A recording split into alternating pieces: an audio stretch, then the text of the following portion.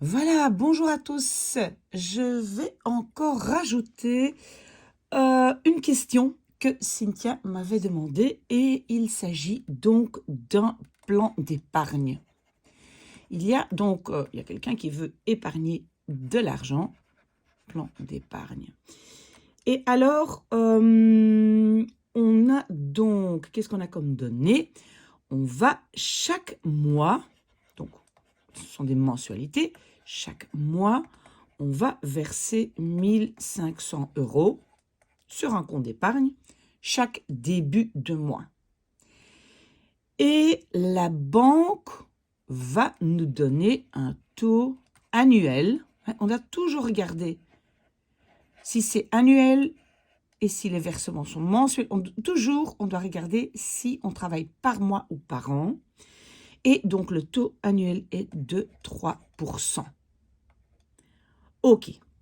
Alors, maintenant, qu'est-ce qu'il faut calculer? Il faut calculer qu'est-ce qu'on a obtenu, donc la valeur, qu'est-ce qu'on va avoir après 120 mois.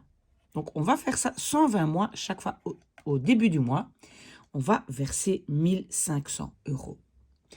OK. Et ça va s'accumuler, etc. Et on va avoir 3% par an. Alors, qu'est-ce qui est important? Évidemment, c'est de trouver la bonne formule. Et donc, si Cynthia, tu as toute une liste de formules, moi, je vais bien regarder quelle formule utiliser pour quel exercice, parce que c'est très important donc, de suivre les formules que les professeurs ont données. Mais donc, la formule que moi, j'utilise, c'est la suivante. Donc, mon capital acquis, donc le capital que je vais avoir après 120 mois,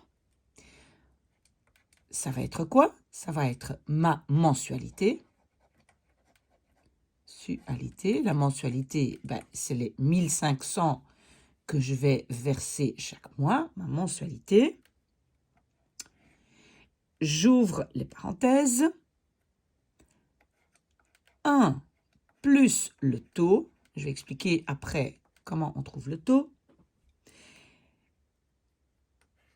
Exposant le nombre de périodes. Le nombre de périodes, c'est 120.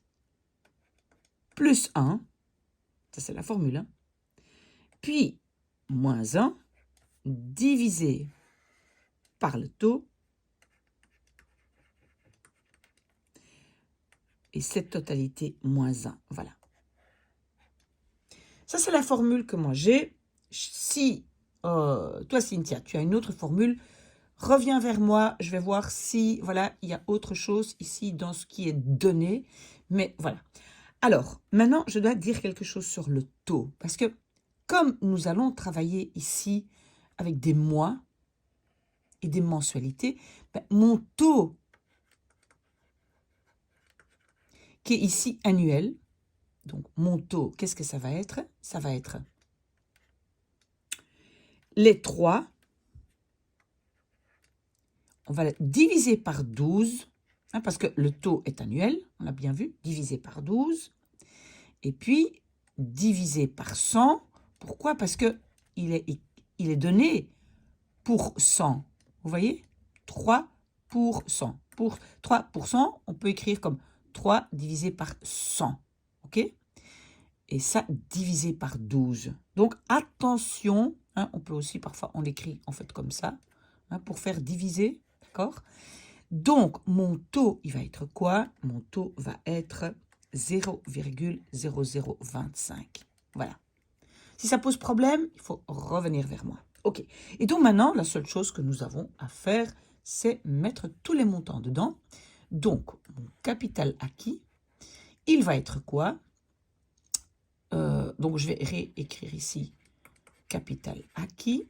À la fin, il va être quoi? Il va être la mensualité. C'était donc 1500. J'ouvre les parenthèses. 1 plus, oui, ici une petite parenthèse. 1 plus mon taux, je l'ai calculé ici, c'était 0,0025. Exposant le nombre de périodes, le nombre de périodes, c'est 120, plus 1, c'est toujours dans l'exposant. Tout ça, moins 1, divisé par le taux, et le taux était 0,0025, moins 1, voilà, et j'ai tout mis dans ma formule. Voilà, et maintenant, on doit juste, avec la calculatrice, donc on va rajouter ces deux-ci. Vous voulez que j'écrive encore une ligne? Bon, ok. Mais normalement, on fait tout ça avec sa calculatrice. Donc, j'ai 1,0025 et ça exposant 121 moins 1 divisé par 0,0025 moins 1, voilà. Voilà, et le reste, donc surtout l'exposant, vous le faites avec votre calculatrice. Et moi, qu'est-ce que j'ai trouvé si je n'ai pas fait d'erreur? Je vais peut-être le mettre ici, j'espère que vous voyez encore, égal à 210 136,156. Vous pouvez sûrement arrondir euros. Donc, mon capital acquis à la fin de 120 mois, et 120 mois, en fait, c'est 10 ans. En 10 ans, mon capital acquis, pour moi, c'est ce capital-là. S'il y a des questions, vous savez très bien où me trouver. Bonne chance, Cynthia et ses amis, et tous les autres aussi. Bonne chance.